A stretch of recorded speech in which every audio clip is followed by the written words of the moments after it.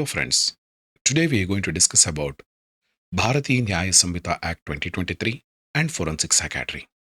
In this video, I'll be discussing what the psychiatrist should know about Bharatiya Nyaya Sanhita Act 2023, what are the changes have been made from Indian Penal Code to Bharatiya Nyaya Sanhita Act 2023.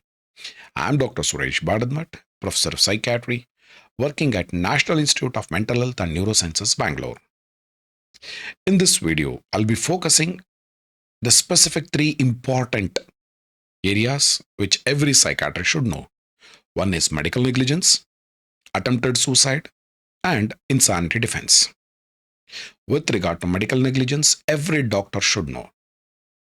Earlier, with regard to medical negligence, it was coded under 304A, or else you can consider as interpreted under Indian Penal Code 304A.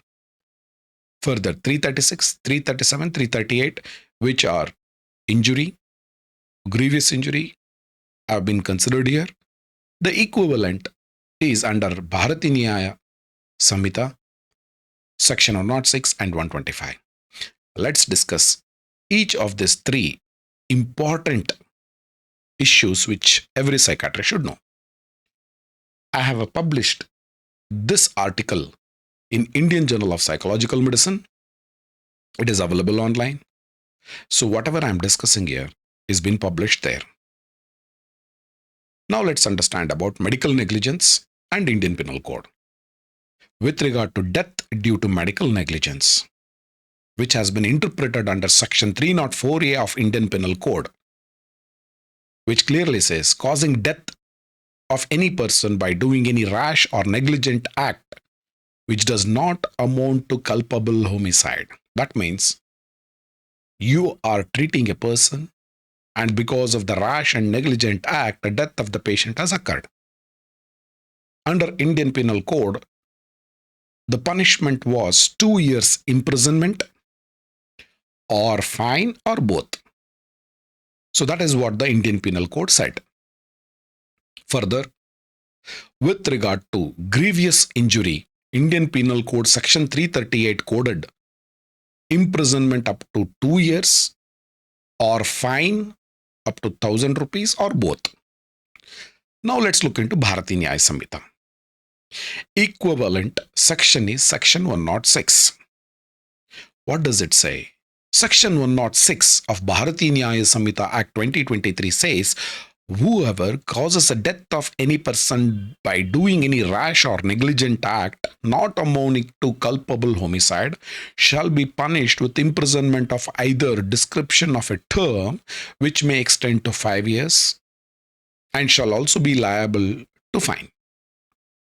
So it says whoever it is, but however, there is an exception has been placed in the same section. It says, if such act is done by a registered medical practitioner while performing his medical procedure, he shall be punished with an imprisonment of either a description for a term which may extend to 2 years and shall also be liable to fine. So, if there is a rash and negligent act causing a death by any person, it is 5 years imprisonment and fine. If it is a registered medical practitioner and he is doing a procedure and that time if the patient dies, the imprisonment up to 2 years and also fine. So we have moved from Indian Penal Code which said punishment or fine or both. Here it is punishment and fine. That means the level of penalizing has increased. That means both imprisonment and fine is mandatory here. If you look at the section 125, which says whoever does an act rashly or negligently to endanger human life or the personal safety of others shall be punished with an imprisonment of either a description of a term which may extend to 3 months or fine with 2,500 or with both. Here, you are putting somebody's lives at danger. That is it. So 3 months imprisonment. That you need to understand. Here there is no simple injury or grievous injury, but you have put people's life at danger.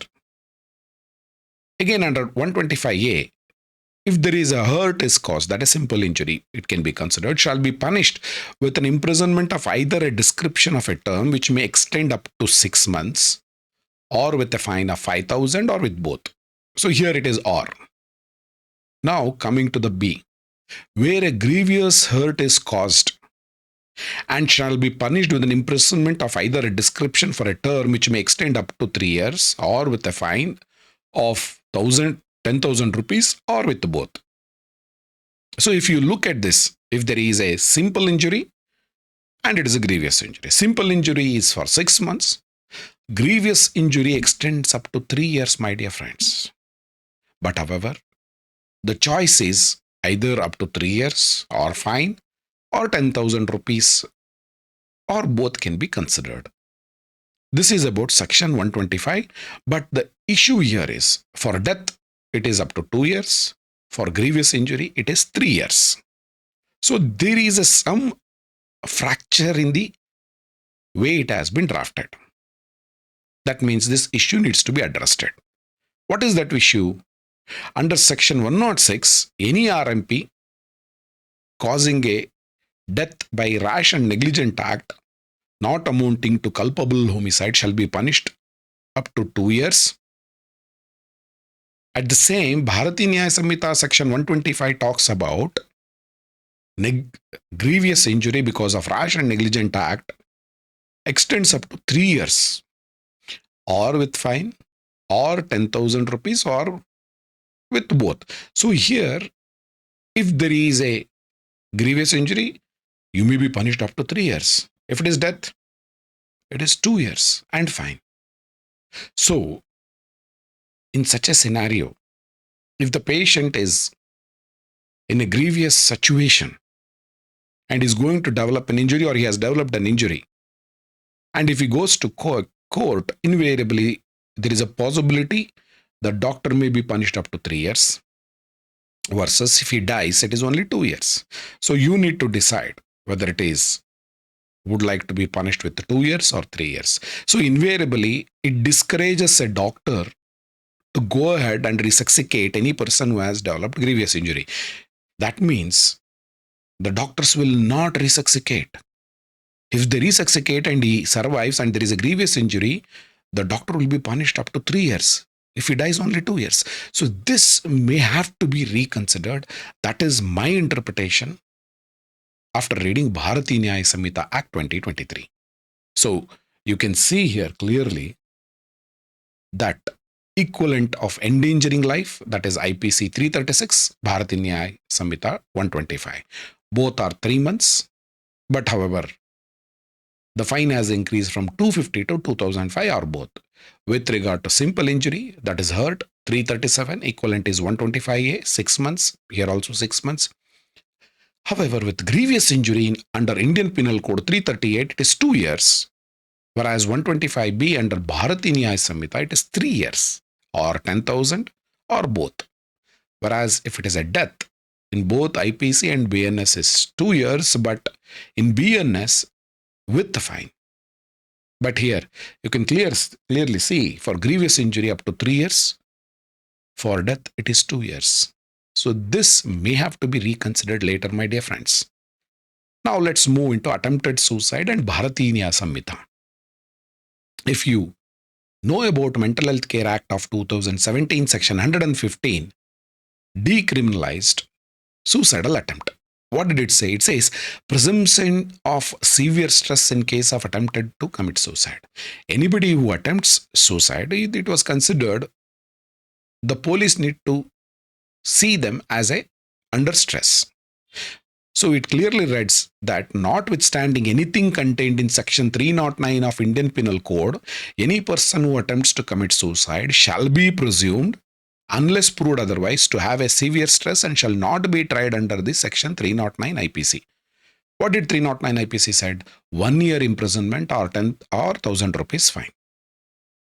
So attempted suicide as a punishable offense under Indian Penal Code, but Mental Health Care Act said that no. Whoever is attempted suicide, we should consider that they are under severe stress and don't press charge under 309 IPC. So that is the Mental Health Care Act. But however, What happened since Indian Penal Code has been repealed? So what is the equivalent of Section 309 IPC?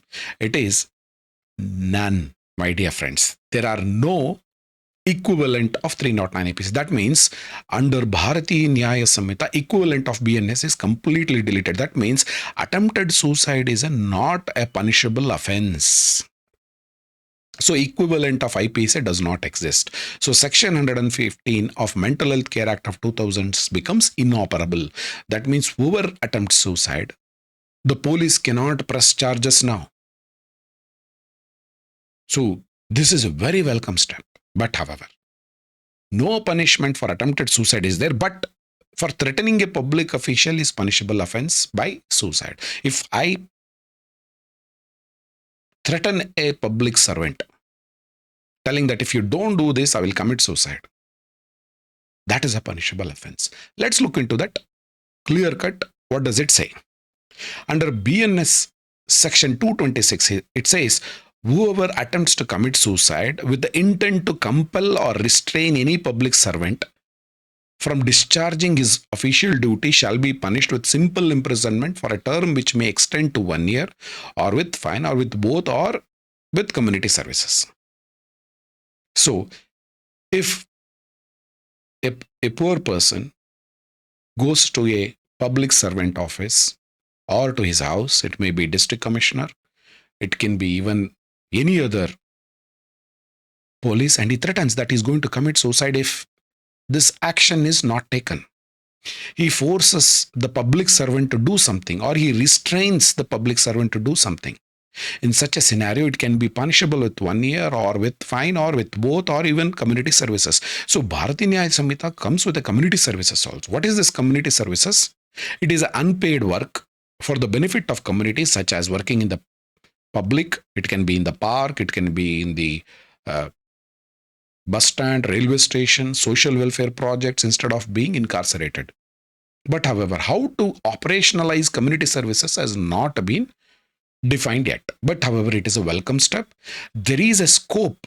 Instead of putting everybody in the jail, rehabilitation measures for such people where there is no heinous crime, community services punishment can be given. But that needs to be defined. Who is going to monitor them, where they will monitor, who is going to sign for their work, has to be defined. So, my dear friends, now the question comes, if the patient is brought to your emergency and there is an attempted suicide, the question rises, medical legal case should I do or not? So invariably, you may say, sir, if the patient is gasping, at the same time, Bharatiya Nyaya Sanhita continues to punish abatement of suicide. That means if anybody is pushing somebody to commit suicide, that's still a punishable offense. Sir, if the patient is brought to the emergency and he is gasping and he is not in a medically stable condition and he does not have capacity to consent, should I register MLC or not? This is a very tricky situation, my dear friends. So, in the article which I have published, we have come up with a matrix. This is the matrix. So, let's look into this table. This is just a recommendation. Let's look into the various columns. First one is suspicion of foul play. That means the patient has been forced to commit suicide. That is, abatement is there. That is a suspicion.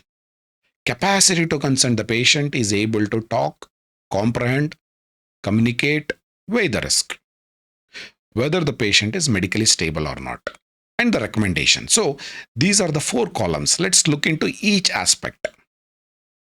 If you look at the first one, or the first scenario, there is no suspicion of foul play. Patient is stable. He has capacity to consent.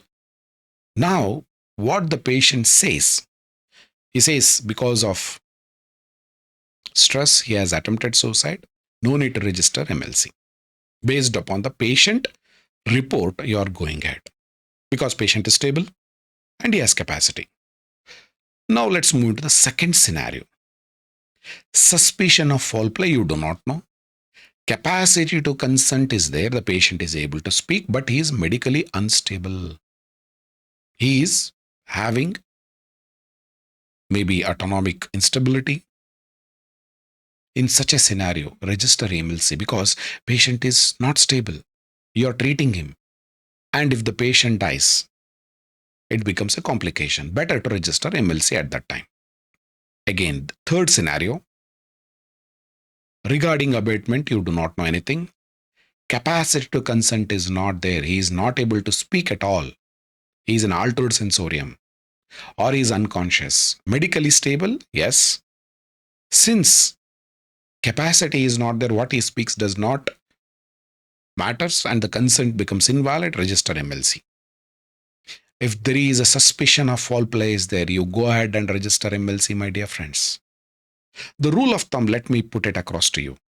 Patient is stable, capacity is there, and no suspicion of foul play, don't register MLC. If any doubt with regard to abatement, with regard to capacity, with regard to medical stability, if any doubt, go ahead and register MLC because the doctors are not considered to be gods at this point of time. That means any action will be scrutinized by the public, by the media, and the police. Better to be safe at the same time, protect the rights of the person. Because if there is abatement, let the police investigate the matter. If there is no abatement, let the person who has attempted suicide will depose to the police there is abatement or not. However, now moving to the next part, third part, this is the last part with regard to insanity defense. So what does Bharatiya Nyaya Sanhita talks about? Again, if you look at this table, the provisions of Bharatiya Nyaya Sanhita with regard to specifically regarding forensic psychiatry, starting from insanity defense, which is under section 84 of IPC, is equivalent is section 22 of Bharatiya Nyaya Sanhita. Further, act of a person of incapable judgment by reason of intoxication caused against his will, section 85, whereas Bharatiya Nyaya Sanhita 23, that means intoxication related defense. Further, 86, an offense requiring a particular intent or knowledge committed by one who is intoxicated, section 86, equivalent is 84. If you look at the further, that is making false document by exploiting a victim's unsoundness of mind, that comes under section IPC of 464, whereas in Bharatiya Nyaya Sanhita 335, for example, in dementia patient or schizophrenia patient, somebody has taken a signature on the property papers. That is a punishable offense under 335 if it is proved that they are exploiting the victim. And wrongful restraint.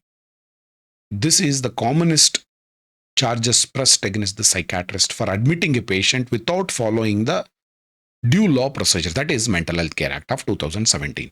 Invariably, many of the police may not know the provisions of Mental Health Care Act. They will use Bharatiya Nyaya Sanhita Act from section 126 and 127 for wrongful confinement and wrongful restraint. So you need to use Mental Health Care Act for admission, for confinement, that is involuntary admission under 89 or 90. And if you are restraining the patient, please follow the provision of Mental Health Care Act. If you do not follow Mental Health Care Act, invariably either 126 or 127 will be pressed. Now let's understand about section 84 of IPC, that is insanity defense. There is no change. The words also remain same. Act of a person of unsound mind is under IPC 84. Similarly, even in Bharatiya Nyaya Sanhita section 22, same. The word to word is same. There is no change. Even there was a request from the premier institutes to change these words from unsoundness of mind to a person with mental illness, but unfortunately, the law drafter did not listen. They went ahead with this same word called as act of a person of unsound mind, which is a old term which was coined during the Indian Penal Code was drafted, that is somewhere around 1852 by Lord McLean. We continue to hold that. We never changed this word till date. So the same thing continues. Act of a person of unsound mind. Nothing is an offense which is done by a person who, at the time of doing it, by the reason of unsoundness of mind, is incapable of knowing the nature of the act, or that he is doing what is either wrong or contrary to the law. So the both are same. It is old wine in the new bottle called as Bharatiya Nyaya Sanhita, section 22. Now moving to the intoxication defense, BNS 23, which is equivalent is IPC section 85.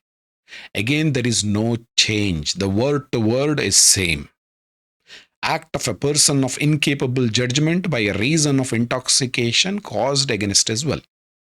The same thing exists in Bharatiya Nyaya section 23. Here, if a person does something because of intoxication, and during the intoxication he did not know the nature of the act, or whether what he is doing is wrong or contrary to the law, and one important criteria which is there, that intoxication is administered to him without his knowledge or against his will. In such a scenario, he gets the intoxication defense. So previous under IPC section 85 and Bharatiya Nyaya section 23 both remain same, remains unchanged. Now moving to again intoxication defense under IPC section 86, equivalent is Bharatiya Nyaya section 24. Offense requiring particular intent or knowledge committed by one who is intoxicated.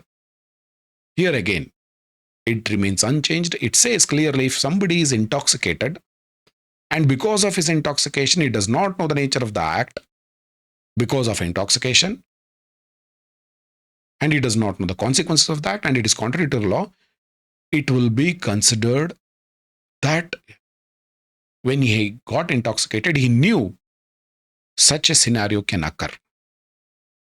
And it will be considered there is an intent, and also he knew the knowledge. That is the default to the law says.